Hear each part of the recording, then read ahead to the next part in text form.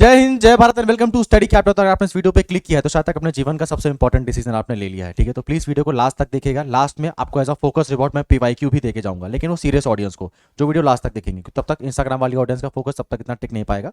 तो लास्ट तक ही आपको मैं जब पीवाईक्यू प्रोवाइड करा के जाऊंगा। अब ये वीडियो तुम्हारे इतना इंपॉर्टेंट क्यों है? क्योंकि general test the most demanding paper of CUET UG and CUET PG, उसमें चेंजेस हो चुके हैं। एंड अगर तुमने जनरल टेस्ट का पेपर मिस किया, दैट मीन्स आप 90% कॉलेजेस से ऑटोमेटिक बाहर हो जाओगे। ठीक है, बीएचयू जेएनयू जैसे बड़े बड़े विश्वविद्यालय भी जनरल टेस्ट का पेपर में एडमिशन लेते हैं।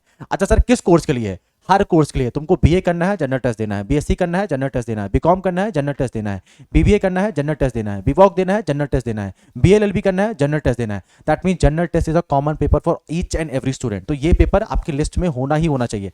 एंड इसमें चेंजेस हो चुके हैं, तो अगर आप इस चेंजेस को समझोगे नहीं तो पेपर में अच्छा परफॉर्म नहीं कर पाओगे। ठीक है, इसीलिए मोस्ट इंपॉर्टेंट वीडियो है, ध्यान से सुनना हर चीज को। मैं सारी चीजें क्लियर करूंगा। ठीक है, अब देखो जनरल टेस्ट था क्या, मैं वो समझा देता हूं, और पिछले साल तक ये कैसा होता था वो बता देता हूं। फिर अपन समझेंगे इस बार इसमें क्या चीजें बदली हैं। लास्ट में आपको मैं एक और चीज आपकी हेल्प करके जाऊंगा। बहुत बच्चे परेशान होते हैं सर हर कॉलेज की एलिजिबिलिटी क्राइटेरिया क्या होती है, हमको समझ में नहीं आती है। तुमको आज मैं एक चीज समझा के जाऊंगा, फिर तुम हर कॉलेज की एलिजिबिलिटी क्राइटेरिया खुद से चेक कर सकते हो, पूरे मोहल्ले वालों को भी समझा सकते हो खुद से।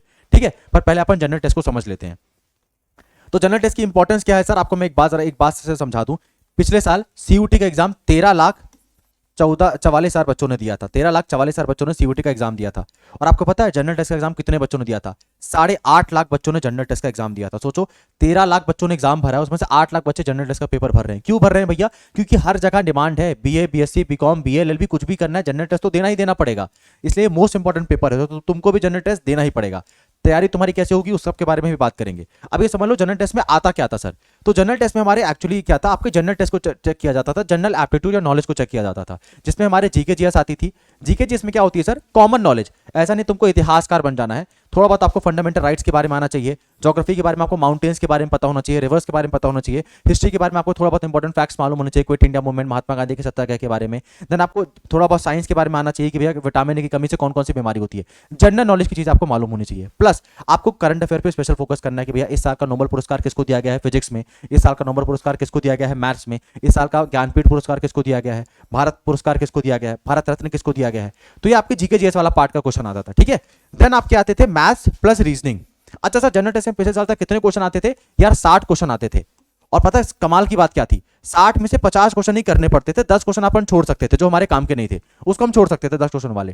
सर इसके छोड़ देंगे तो हमारे नंबर करते थे क्या? नहीं, ये हमको चॉइस दी जाती थी। जैसे फॉर एग्जांपल तुमने स्कूल में देखा होगा, लॉन्ग आंसर जब तुम्हारे आते हैं तो तुमको 2 लॉन्ग आंसर दिए जाते हैं और बीच में अथवा लिखा रहता है कि दोनों में से कोई एक आंसर लिखना है।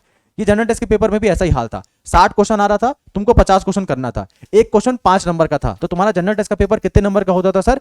250 नंबर का जनरल टेस्ट का पेपर होता था। कितने नंबर का पेपर होता था? 250 नंबर का जनरल टेस्ट का पेपर होता था। अच्छा सर, आप उसमें क्या क्या आता था? जीके जीएस आता था, मैथ्स प्लस रीजनिंग आता था, आपने बता दिया। इसका वेटेज कैसे था सर? वेटेज एकदम बराबर था। तुम मान के चलो तुम्हारे मैथ्स और रीजनिंग को मिला के ऑलमोस्ट तुम्हारे 28 क्वेश्चन आते थे, और तुम्हारे जीके जीएस को मिला के तुम्हारे ऑलमोस्ट कितने 32 क्वेश्चन आते थे। तो दोनों को मिला के कितने होते थे सर? और तुम्हारे 60 क्वेश्चन हो जाते थे। अच्छा सर, लेकिन मैथ्स मुझसे नहीं बनती थी। तो पिछले साल तक फायदा पता क्या था यार? जो अपन 10 क्वेश्चन छोड़ सकते थे ना, तो कुछ बच्चे क्या करते थे, मैथ्स के टफ वाले क्वेश्चन छोड़ देते थे एंड 50 क्वेश्चन करके आ जाते थे। लेकिन इस बार ये चीज चेंज हो चुकी है। तो अभी तुम समझो, पिछले साल तक फॉर्मुला क्या चल रहा था? तुम्हारे जीके जीएस और मैथ्स प्लस रीजनिंग आती है तुम्हारे जनरल टेस्ट के पेपर में। जीके जीएस के अंदर आपके history, geography, polity, economics basic, geography basic, history basic, polity basic, science basic, general knowledge सब कुछ आती है। बेसिक स्टैटिक जीके भी आती है। स्टैटिक जीके का मतलब क्या होता है सर? भारत के पहले प्रधानमंत्री कौन थे, पहला भारत का चंद्रमा में जाने वाला व्यक्ति कौन था, इसको स्टैटिक जीके कहते हैं। एंड प्लस तुम्हारे करंट अफेयर आता था। तो दोनों को मिला के 60 क्वेश्चन आते थे। पेपर तुम्हारा 2 घंटे का होता था, और तुमको 1 घंटे का, तुम्हारा 2 घंटे का पेपर, 1 घंटे का पेपर होता था, तो एक क्वेश्चन आपके 5 नंबर का होता था। एक और चीज ध्यान रखना, माइनस मार्किंग भी होती थी। तो एक क्वेश्चन सही करने पे तुमको 5 नंबर मिलता था, और अगर तुम गलत करते थे तो -1 लगता था तुम्हारा। ठीक है, अगर सर मैं क्वेश्चन अटेम्प्ट ही ना करूं तो ना तो नंबर मिलता था ना तो नंबर कटता था। यहां तक चीजें क्लियर है? अब इस बार से क्या बदल गया है सर, उसके बारे में बात करते हैं। तो पहला बात तो सर, हमारे धरती से जो जमीन खिसक गई है वो ये है कि हमको जो चॉइस वाली ऑप्शन थी ये हमसे छीन ली गई है। कैसे बता रहे हो सर आप? देखो, ये यूजीसी का ऑफिशियल वेबसाइट है। ठीक है, यहां पे सर इनका पॉइंट नंबर 4 पढ़ना, जो आप लोग ध्यान से पढ़ोगे नहीं। पॉइंट नंबर 5 पढ़ना। All the question will be compulsory and there will be negative marking. All the question will be compulsory, that means आपको चॉइस खत्म कर दी जाएगी। आपको पहले 60 क्वेश्चन आते थे, आपको 50 क्वेश्चन ही करने पड़ते थे। इस बार से ऐसा नहीं होने वाला। 50 क्वेश्चन आएंगे एंड 50 क्वेश्चन ही करने पड़ेंगे। तुमको जो चॉइस 10 क्वेश्चन छोड़ने की दी जा रही थी ना, वो नहीं होगी। हर क्वेश्चन इस बार कंपलसरी होगा। तो पहले क्या होता था, अगर मेरा कोई सब्जेक्ट कमजोर होता था तो उस वाले क्वेश्चन को मैं छोड़ देता था, क्योंकि 10 क्वेश्चन में छोड़ सकता था। इस बार मैं जनरल टेस्ट में ये नहीं कर सकता। लास्ट ईयर में जनरल टेस्ट का पेपर बहुत टफ था, टफ था, मतलब अच्छे खासे लेवल पे टफ था। जो बच्चे सोच रहे थे मैं तो लूसेंट पढ़ के निकाल लूंगा पेपर, उनका तो एकदम से काम ही खत्म हो गया है। तो पेपर आपके अच्छे लेवल पे आ रहा था, फिर भी हमको क्वेश्चन छोड़ने की उम्मीद दी जा रही थी। इस बार हर क्वेश्चन पेपर को कंपलसरी कर दिया गया है। नेगेटिव मार्किंग को इस साल भी कंटिन्यू कर दिया गया है। तो सर पहला हमारे को सदमा ये लगा है। दूसरा जनरल टेस्ट का सर सबसे बड़े चेंजेस क्या हो चुके हैं, आप क्यों बोल रहे हो? देखो जरा, स्पेशल पॉइंट लिख के ही बताया है सीयूटी ने खुद ही, और पता है कोई मनगढ़ंत बात नहीं बता रहा हूं मैं, यूजीसी की ऑफिशियल वेबसाइट से मैंने उठा के रखा है नोटिस, ठीक है, जो 12 चेंजेस हुए हैं। पॉइंट नंबर 9 पढ़ना, पॉइंट नंबर 9 पढ़ना, ठीक है।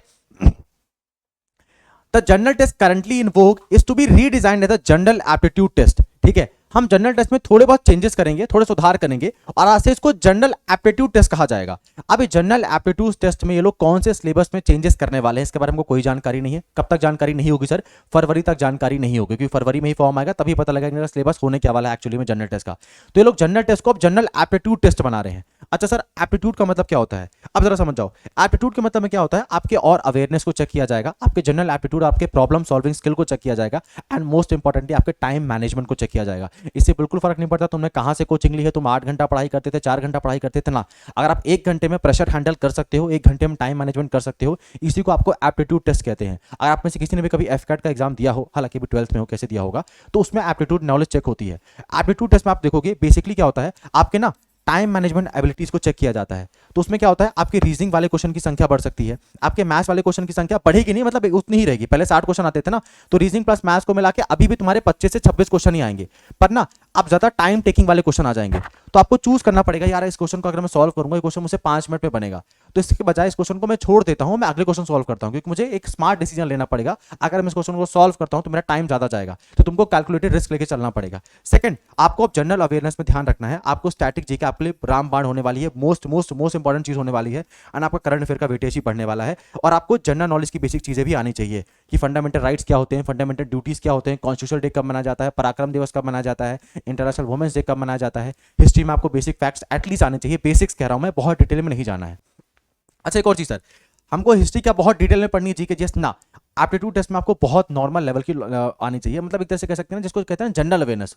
आपको जनरल अवेयरनेस हर चीज के बारे में होनी चाहिए। अगर आपको ज्योग्राफी बहुत अच्छी आती है तो तुमको कोई बहुत एक्स्ट्रा नंबर नहीं मिल जाएंगे, तुमको हर सब्जेक्ट के बारे में एक जनरल अवेयरनेस नॉलेज होनी चाहिए कि देश में क्या चल रहा है, ठीक है, हमारा डिफेंस इंडस्ट्री कैसे वर्क करता है। आपको अग्नि 5 मिसाइल के बारे में मालूम होना चाहिए। रिसेंटली इंडिया ने अग्नि 5 मिसाइल को न्यूक्लियर टेस्ट के ऊपर टेस्ट किया था, ठीक है, मतलब उसको न्यूक्लियर मिसाइल के ऊपर बनाया गया था। आपको मालूम होना चाहिए कि इंडियन आर्मी डे 15 जनवरी को मनाया जाता है। ये बेसिक्स नॉलेज आपको पता होनी चाहिए, ठीक है। प्लस आपके करंट अफेयर का भी वेटेज बढ़ेगा, जैसे फॉर एग्जांपल भारत रत्न इस बार 5 लोगों को दिया गया 2024 में, तो किन किन लोगों को दिया गया है, इस बार का रमन मैग्सेसे पुरस्कार किसको दिया गया है, इस साल के नोबेल पुरस्कार किसको दिए गए हैं, ये चीजें आपको मालूम होनी चाहिए, तभी आप जीके जीएस को अच्छे से कवर कर पाओगे। And most importantly maths and reasoning practice करना, ये तो पहली बात इंपॉर्टेंट है। Second, time management is most important, ठीक है, बहुत कैलकुलेटेड तरीके से आपको इसको पेपर को टैकल करना पड़ेगा, तभी अच्छे से क्लियर कर सकते हो, क्योंकि 1 घंटे में ये सब चीजें कर पाना इतना आसान तो नहीं होता है ना। तो ये आपके बिगेस्ट चेंजेस हो चुके हैं। अच्छा सर, इसके ऊपर डिटेल सिलेबस एनालिसिस वीडियो बनाएगा, वो मैं वीडियो नेक्स्ट वीडियो आपके इसके ऊपर बनाऊंगा कि मेजरली क्या होने वाला है। सिलेबस में ऐसा नहीं कि मराठी पूछना शुरू कर देंगे, कुछ सिलेबस सेम ही रहेगा। रीजनिंग के जो पिछले साल चैप्टर्स आ रहे थे, इस बार भी रीजनिंग के सेम चैप्टर होंगे।